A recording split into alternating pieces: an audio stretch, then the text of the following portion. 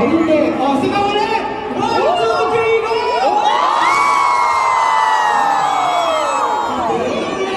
Isa, dalawa, tatlo.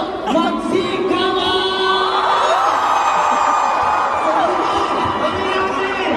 Raise your hands, yung mga nakaupuhan, raise your hands.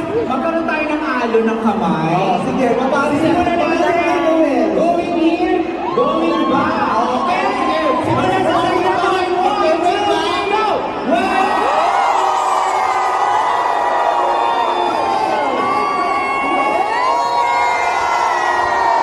Ang ganda talaga ng mga Pilipino.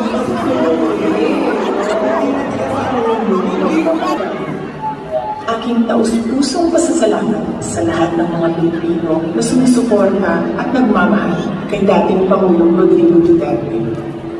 Sa mga kababayan natin sa Pilipinas, the Netherlands at iba't ibang panig ng mundo, napakalaking bagay para kay Pangulong Duterte ang pagtitipon ninyo para sa kanyang pag-uwi at kaarawan. Maraming salamat at napapagaan ninyo ang mga hamon na hinaharap niya kayo. Alam din ni Pangulong Duterte na haharapin niya ang ICC na kasama ang lahat ng mga Pilipino sa iba't ibang panig ng mundo, lalo na ang mga kababayan natin sa Pilipinas.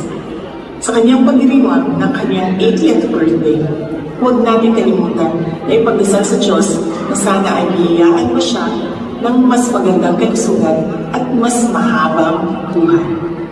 Hilingin din natin sa Diyos na sana ay makauwi na agad si Pangulong Duterte sa Pilipinas. Ang ating mga pagtitipon ay nagpapatunay ng lakas, tapang at paninindigan ng mga Pilipino.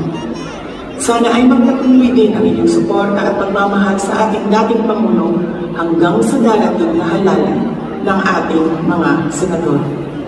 Sa inyong kaisong suporta o pag-aampunan, kami nagasanting loob na ginawan na atong makapun ang hustisya alang ng Rodrigo Duterte sa mga Pilipino o sa atong nasod, Pilipinas. Syukran.